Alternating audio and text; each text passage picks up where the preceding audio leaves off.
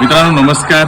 मित्रांनो आज आपण चिंचोली गुरव या गावी आलेलो आहोत आणि चिंचोली गुरव या गावी आपल्याला सोनवणे सरांना भेटायचं आहे. विशेष बघा कुठल्या ना कुठल्या गोष्टीचं एक वैशिष्ट्य असतं, एखाद्या गावाचं वैशिष्ट्य असतं. तर आमचे मित्र शुभम पवार जे आहेत त्यांच्याकडून अशी माहिती समजली होती की या गावामध्ये सगळे पोल्ट्री आहेत, शेड आहेत आणि त्यावरच त्यांचं सगळं जे काय आर्थिक नियोजन आहे ते चाललेलं असतं. तर तशाच पद्धतीनं आपण आज बघतो आहोत. आम्हाला सरांनी 2-3 शेड दाखवले आणि कशा पद्धतीनं या ठिकाणी हे कुक्कुटपालनाचं काम चालू आहे हे आपल्याला बघायला मिळतंय.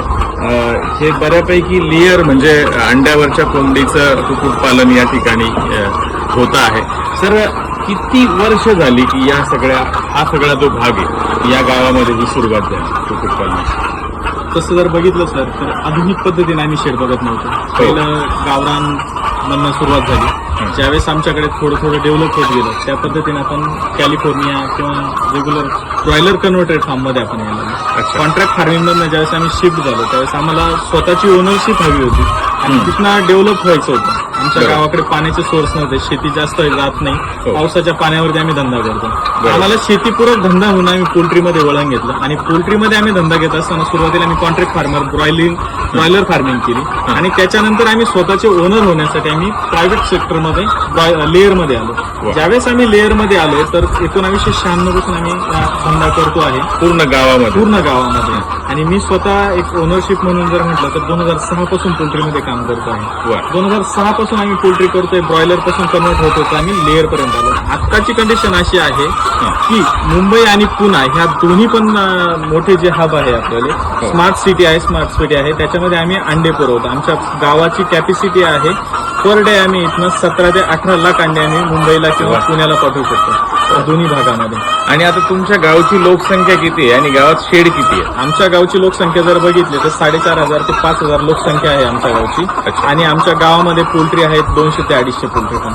आणि आता जर का तुम्ही सांगितलं 17 ते 18 लाख अंडी एका दिवसात आणि किती उलाढाल किती म्हणजे असं जर बघितलं तर आता जर डेलीचं ट्रान्झॅक्शन जर बघितलं आमच्या एका गावाचं एका दिवसाचं तर आम्ही 2 ते 3 CR पर्यंत आम्ही डेली ट्रान्झॅक्शन करू शकतो. एवढी कॅपॅसिटी आमची आज झालेली आहे. तुमच्याकडे जेव्हा इथं आलो बघितलं ना तेव्हा आम्ही जसं श्रीरामपूरचे आहोत, आमचा सगळा बागायती भाग आहे. बरोबर. इथं काही असं म्हणजे झाडं झुडपं दिसत आहे, त्या व्यतिरिक्त अशी पिकं हिरवीगार असं काही दिसत नाही. म्हणजे पाणी खूप कमी आहे पण त्याच्यावर खूप चांगल्या प्रकारची माती. तेच बोललो ना सर, आम्ही पोल्ट्रीला शेतीपूरक धंदा जोड धंदा जो दिलाय आणि शेतीमध्ये आम्ही पावसावरती डिपेंड आहोत. तर ते डिपेंड असताना आमच्याकडे शेती तेवढी होत नाही, आम्ही पावसाळ्यातच शेती करतो. तर मी याला जोडधंदा म्हणून आम्ही पोल्ट्री चॉईस केलं. पोल्ट्री आम्हाला डेव्हलप होते. आम्ही पाणी प्रमाणात वापरतोय, मुबलकच पाणी आहे त्याचा योग्य वापर करतो. आम्ही स्टोरेज टँक मोठे टाकलेले आहे. त्याच्यामुळे काय होतं की जिथे आम्हाला बोरवेलमधनं किंवा विहिरीतनं जेवढं पाणी भेटतोय ते आम्ही स्टोअर करतो आणि ते युटिलाइज करतोय प्रॉपरली. ते जेव्हा लागेल तेव्हा तुम्ही तेवढंच यूज करतोय. अनर्थ आपण टाळतो, खूप वेस्ट पाणी करत नाहीये त्याच्यामुळे. आणि दुसरी गोष्ट पावसाळ्यामध्ये ज्यावेळेस आमच्याकडे होतं आम्ही रेन हार्वेस्टिंगचं काम केलेलं आहे. त्यामुळे पाणी जे येतंय पावसाचं ते पण पाणी आम्ही विहिरीमध्ये सोर्स सोडलेलं आहे. त्यामुळे आम्हाला ते रुटीन जमतंय आणि आम्ही त्याच्यावरती काम करतो. कन्सल्टिंग पण करताय ना? हा सर, मी पोल्ट्री बरोबर कन्सल्टिंगचं पण काम करतोय. जर आपल्याला नवीन फार्मर असेल त्याला फार्ममध्ये डेव्हलप व्हायचं आहे, ज्याला पोल्ट्रीचा पूर्ण एक्सपिरियन्स नाहीये तर आम्ही त्या पोल्ट्रीला पूर्ण डेव्हलप करण्यासाठी पूर्ण आम्ही सोर्स करतो. म्हणजे आमचा मेन बिझनेस आहे, आमचं मेडिकल आहे आणि सोनवणे मेडिकल म्हणून आम्ही संगमनेरमध्ये आम्ही काम करतो. आणि त्याचबरोबर आपले जे जुने फार्मर असतील किंवा नवीन फार्मर असतील त्याला ग्रो करण्यासाठी आपण टेक्निकल सेशन देतो. इव्हन दॅट आपण लँड डेव्हलपमेंट पासून तर फार्मच्या एंड पर्यंत पूर्ण मार्गदर्शन आणि फार्मवरती तुमच्या जागेवरती जाऊन पूर्ण मार्गदर्शन करून आणि डेव्हलप करतो. आता सर इथं 200-250 शेड आहेत आणि अतिशय छान शेड आहेत सगळ्यांचे, म्हणजे सगळे सक्सेस आहेत असं आपण म्हणू. पण आता अनेक शेतकरी बांधव आहेत, म्हणजे आम्ही आमच्याकडे बघतो तर काही लोकांनी शेड बंद केले. बरोबर. तर याची काय कारण सांगू शकता जेणेकरून नवीन जे लोक येत आहेत त्याच्यामध्ये त्यांना समजेल? काय आहे, पोल्ट्री हा वाईट नाही, पोल्ट्री धंदा चांगला आहे, पण त्याच्यामध्ये काय अनर्थ तुम्ही खर्च करू नका, पहिला विषय. आणि दुसरा विषय आहे की पोल्ट्री तुम्हाला बर्ड्स बरोबर तुम्ही जेवढं अटॅच होणार तेवढे बर्ड्स तुम्हाला रिटर्न्स मध्ये सांगणार आहे. बरोबर. कधी कधी काय होतं की हे ट्रान्झॅक्शन तुम्हाला फिरणार आहे, डेली मी अंडे येत आहेत जात आहेत, पण त्याच्यातला जो खर्च आहे त्याच्यामधला प्रॉफिट आहे त्याच्यामध्ये फायनान्स लावायचा कसा आहे हे जर तुम्ही ताळेबंद जर चांगला जर जॉईन केला तर तुम्हाला नक्की त्याच्यामध्ये प्रॉफिट होईल.